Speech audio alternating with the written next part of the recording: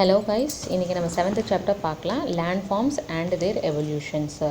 So இதுக்கு முன்னாடி சாப்டர்ஸில் வந்து நம்ம வெதரிங், எரோஷன், அப்புறம் டெபாசிஷன் பார்த்தோம். ஸோ வெதரிங்னா என்ன, ராக்ஸ் வந்து சின்ன சின்னதாக ஃபிசிக்கல் ப்ராசஸோ மெக்கானிக்கல் ப்ராசஸோ இல்லை ஒரு கெமிக்கல் ப்ராசஸால் பிரேக் ஆகும் அண்ட் அது சின்ன சின்ன ஃப்ராக்மெண்ட்டாக பிரேக் ஆகிடும். எரோஷனால் அது கேரி அவுட் பண்ணிட்டு போகும். டெபாசிஷனில் அது ஒரு இடத்துல போய் செட்டில் ஆகும்.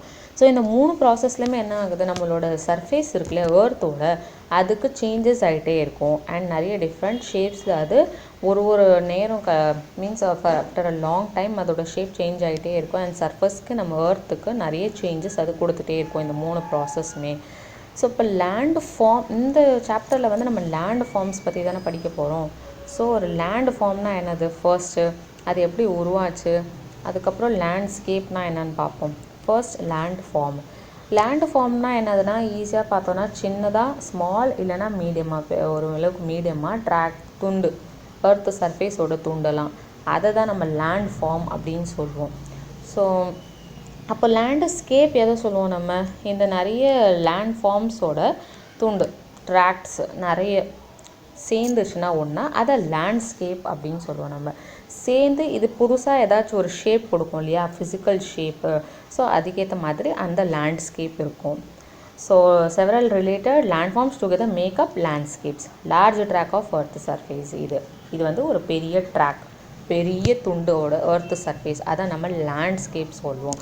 ஸோ எல்லா லேண்ட்ஸ்கேப்புக்குமே அதோட ஃபிசிக்கல் ஷேப் வந்து சைஸு, மெட்டீரியல், என்னென்ன டைப் ஆஃப் நிறைய லேண்ட்ஸ்கேப்லேயே லேண்ட் ஃபார்ம் ஒன்று ஒன்றா, இப்போ ஒரு லேண்ட் ஃபார்மும் ஒரு ஷேப்பில் இருக்குது. அதுக்கேற்ற மாதிரி இது மொத்தமாக சேர்த்து ஒரு லேண்ட்ஸ்கேப்பு, இது மொத்தமாக சேர்த்து அப்புறம் இதுக்கு தனியாக ஒரு ஷேப் வரும், லேண்ட்ஸ்கேப்பாக அது ஃபார்ம் ஆகிருக்கும். ஸோ நிறைய சர்டெயின் ஏஜெண்ட், ஜியோமார்ஃபிக் ஏஜெண்ட், அப்புறம் ப்ராசஸோ ஏஜென்ட்டோ ஸ்லோ ப்ராசஸில் ஆஃப்டர் அ லாங் டைம் இதுக்கு லேண்ட்ஸ்கேப்புக்கு ஒரு ஷேப் கொடுக்கும். ஸோ எல்லா லேண்ட் ஃபார்மும் பிகினிங்கில் ஒரு மாதிரி இருக்கும், சேஞ்ச் ஆனதுக்கப்புறம் ஆஃப்டர் அ லாங் டைம் அதுக்கு தனி ஷேப்பே இருக்கும். ஸோ லேண்ட் ஃபார்ம்ஸ் வந்து ஒரு தடவை ஃபார்ம் ஆச்சுன்னா அதோட சேஞ்சஸ் வந்து அதோட ஷேப், சைஸ் அண்ட் நேச்சருக்கு இது சைஸோ ஷேப்போ இல்லை நேச்சர் மாறிட்டே இருக்கும், ஃபாஸ்ட்டாகவோ இல்லை ஸ்லோவாகவோ. இது எப்படி, இந்த ஜியோமார்ஃபிக் ஏஜென்ட்லாம் சொன்னோம் இல்லையா, running water, wind, waves, glaciers, இதால் இதோட ஷேப், சைஸ் அண்ட் நேச்சர் வந்து மாறிட்டே இருக்கும். அதுக்கப்புறம் வேறு என்ன, கிளைமேட்டிக் சேஞ்சஸ் கூட நடக்கலாம். அதனால் இதுக்கு எல்லாமே இது வந்து முன்னாடி சாப்டர்ஸில் படித்தது தான்.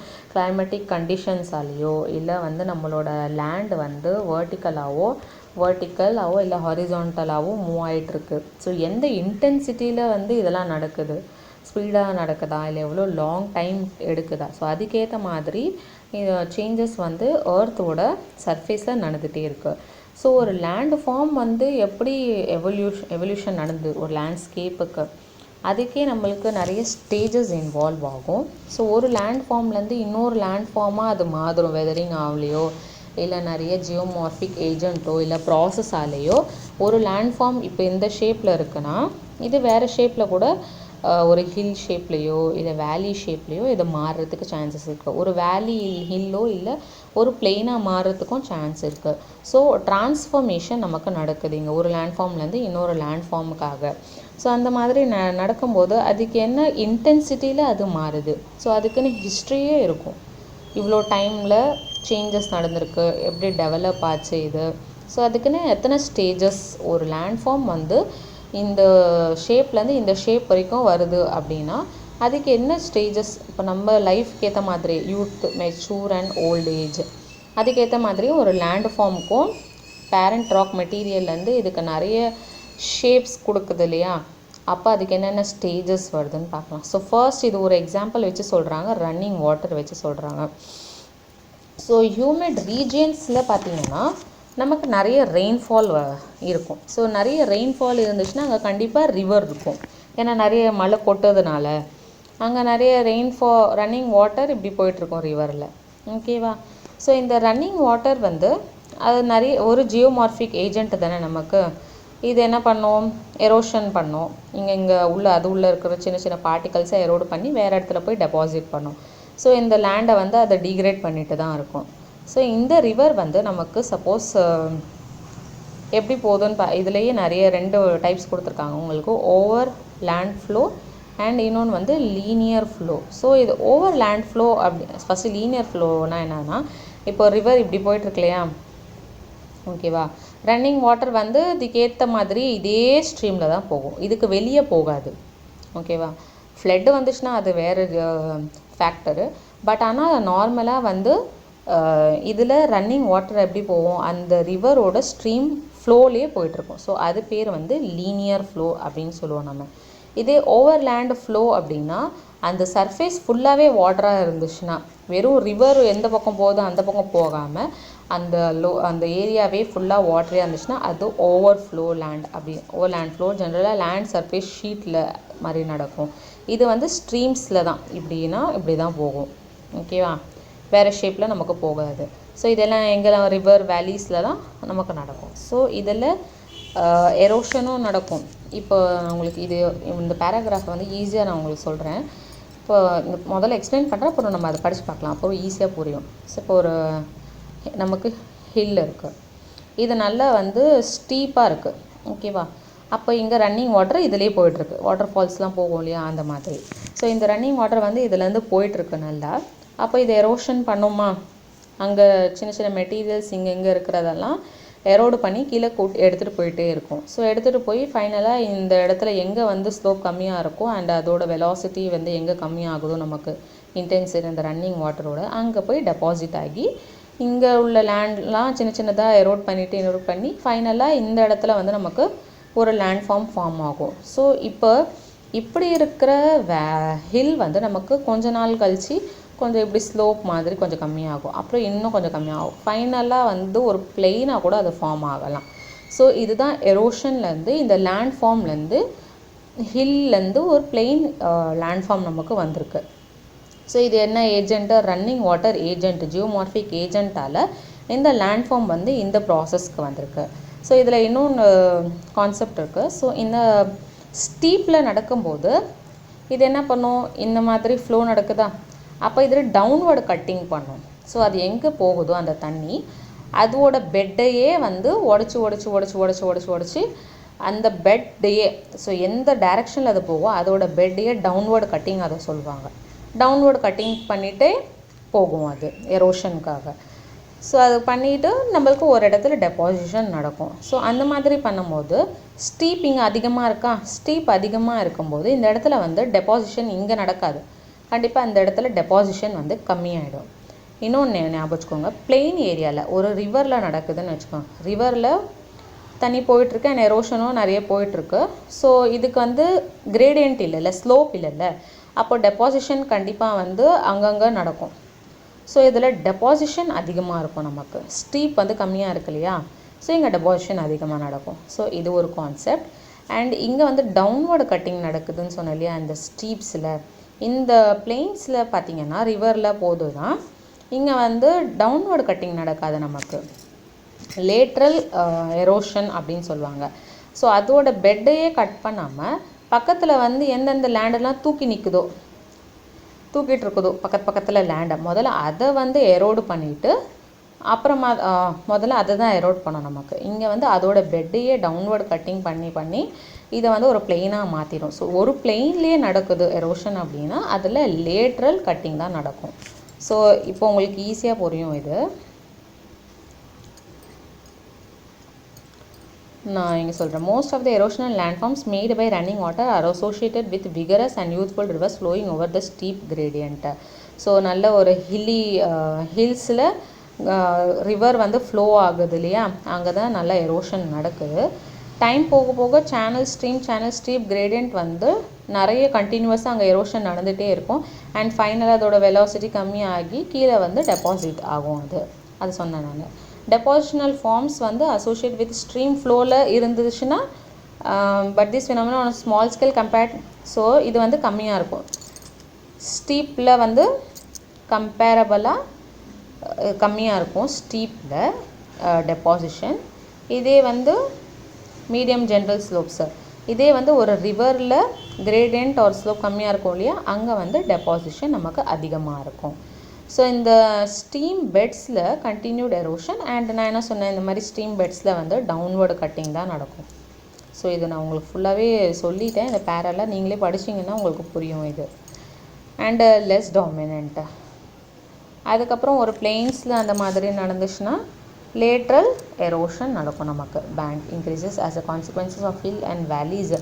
ஹில் அண்ட் வேலீஸ் வந்து ரெடியூஸ் ஆகி இப்போ இப்படி இருக்கோ இல்லை பிளெயினாக மாறிடுச்சோ, ஸோ அது ரெடியூஸ் ஆகிடுச்சு. ஹில் அண்ட் வேலி நமக்கு ஒரு பிளெயின் ஹில்லேருந்து வேலியாக வந்துச்சோ இல்லை வந்து ஒரு பிளெயினாக வந்துருச்சோ, ஸோ அந்த டைமில் நமக்கு டவுன்வர்டு கட்டிங் நடக்காமல் லேட்ரல் எரோஷன் நடக்கும். இங்கே லேட்ரல் எரோஷன்னா என்ன, அங்கே பக்கத்தில் எந்த லேண்ட்ஃபார்ம்ஸ்லாம் தூக்கி நிற்குதோ அதை முதல்ல அதை எரோட் பண்ணிவிட்டு கொண்டு போகும், டெபாசிட் பண்ணும் வேறு இடத்துல போய்.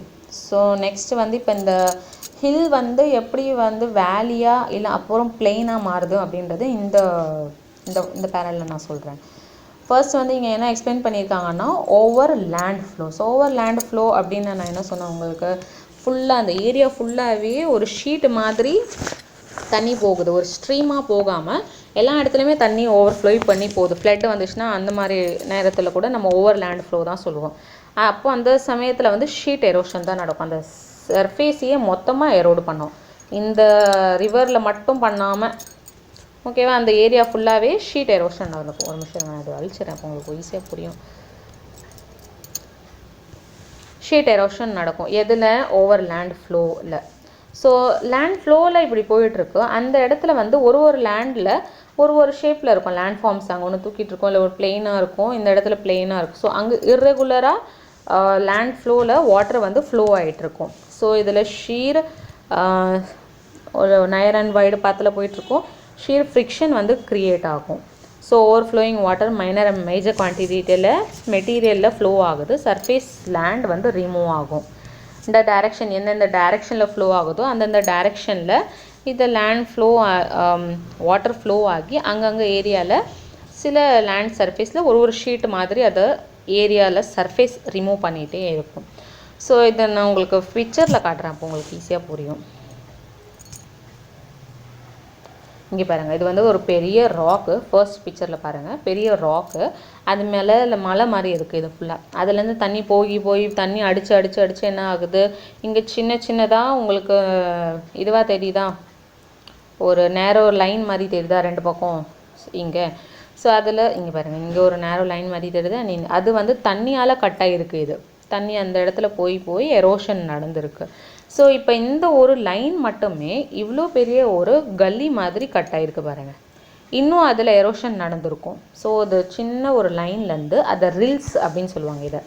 ஓகேவா, அண்ட் அந்த ஒரு ரில்லும் இந்த ஒரு ரில்லும் இன்னும் எரோடாகி தண்ணி அந்த இடத்துல 100 of years இல்லை 200 of years அளவுக்கு ஃப்ளோ ஆகி டவுன்வர்டு கட்டிங் பண்ணி அந்த ஒரு ரில்ல வந்து இந்த சின்ன ஒரு கல்லியாக கூட ஃபார்ம் ஆகிருக்கும்.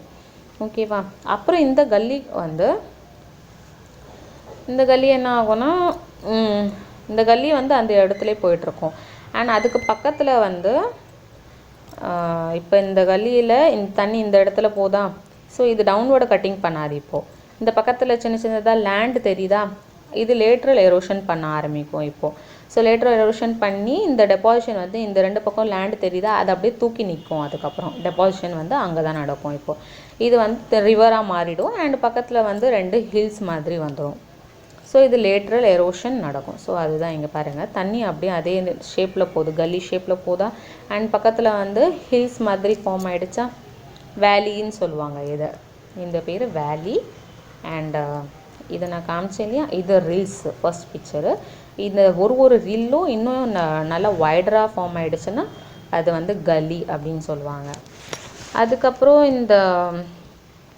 இந்த இதை வந்து மறுபடியும் இந்த வேலியை வந்து லேட்ரல் எரோஷன் ஆகி மொனாடாக்ஸ் பிளெயின்ஸ் இது சின்னதாக கட் பண்ணிவிடும். இன்னும் மறுபடியும் இந்த எரோஷனுன்றது வந்து எப்போவுமே ஸ்டாப் ஆகாத ஒரு ப்ராசஸ்ஸு, எப்போவுமே அது நடந்துகிட்டே தான் இருக்கும். ஸோ இந்த ரிவர் அதே பெட்ஷீட்டில் கட் பண்ணாமல் பக்கத்தில் இருக்கிற வேலியை லேட்ரல் எரோஷன் மூலமா நடக்கும்.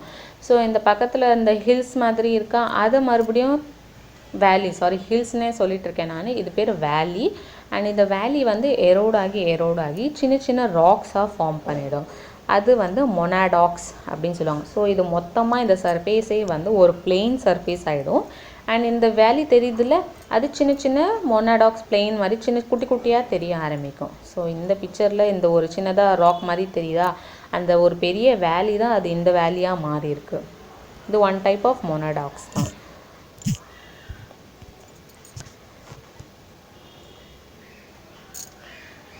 ஸோ இதில் நான் உங்களுக்கு சொல்லிட்டேன் பாருங்கள். ஃபர்ஸ்ட் வந்து ரன்னிங் வாட்ரு போயிட்டுருக்கு, ஸ்மாலராக ஃப்ளோ டூல் டைரக்ஷன் நேரோ அண்ட் ரீல்ஸ் ஃபார்ம் ஆச்சா. ஸோ ஒரு பெரிய மலையில் தண்ணி ஃப்ளோ ஆகி இந்த மாதிரி சின்ன சின்னதாக ரீல்ஸ் ஃபார்ம் ஆச்சு. ஸோ இந்த ஒரு ரீலில் மறுபடியும் தண்ணி போய் இது ஒரு பெரிய நேரோவாக கல்லி மாதிரி ஃபார்ம் ஆச்சு இது. ஓகேவா? அது ஃபர்தர் டீப்பன் அண்ட் வைடாக லென்த்தியாக இருந்துச்சு. அதுக்கப்புறம் அது ஒரு வேலியாக ஃபார்ம் ஆச்சு. ஸோ ஏர்லியர் ஸ்டேஜில் இந்த ரில்ஸ்லாம் ஃபார்ம் ஆகும்போது டவுன்வர்டு கட்டிங் நடக்கும். அதுக்கப்புறம் கேஸ்கட் வாட்டர் ஃபால்ஸ்லாம் ரிமூவ் ஆகும். ஸோ மிடில் ஸ்டேஜில் உங்களுக்கு லேட்ரல் எரோஷன் நடக்கும். அதுக்கப்புறம் இந்த வேலி மறுபடியும் என்னவா உங்களுக்கு ஃபுல்லாக வந்து ரெடியூஸ் ஆகி லோவர் ஸ்லோப்ஸுக்கு divides between drainage basin likely until they are almost complete ஃப்ளாட்டர்ண்டாக மாறி ஒரு லோ லேண்டாக ஒரு ரிலீஃபாக மாறிடும். ஸோ அது பேர் நமக்கு மொனாடாக்ஸ். அங்கங்கே சின்ன சின்னதாக தெரியும். ஒரு பெரிய மலையிலேருந்து இந்த மாதிரி சின்ன சின்னதாக ரிவர் அந்த இந்த ஏரியா வந்து பிளெயின் சர்ஃபேஸாக மாறிடும் நமக்கு. ஸோ அந்த பிளெயின் சர்ஃபேஸை வந்து பினப்ளெயின் அப்படின்னு சொல்லுவாங்க. ஸோ ஒரு ரன்னிங் வாட்டரால் எவ்வளோ சேஞ்சஸ் நடந்திருக்கு லேண்ட்ஸ்கேப்ஸில், இது ஒரு எக்ஸாம்பிளே சொல்லிடலாம். ஃபர்ஸ்ட் வந்து ரில்லாக மாறும், அதுக்கப்புறம் அது வந்து கல்லியாக மாறும், அதுக்கப்புறம் அது வந்து வேலியாக மாறும், நெக்ஸ்ட் அதுக்கப்புறம் மொனாடாக்ஸாக மாறும், அதுக்கப்புறம் பினிப்ளெயினாக அது மாறிடும். ஸோ போதும் இது வரைக்கும். நான் நெக்ஸ்ட் சாப்டரில் உங்களுக்கு நெக்ஸ்ட் வீடியோவில் உங்களுக்கு இதை கண்டினியூ பண்ணுறேன். Okay guys, thank you.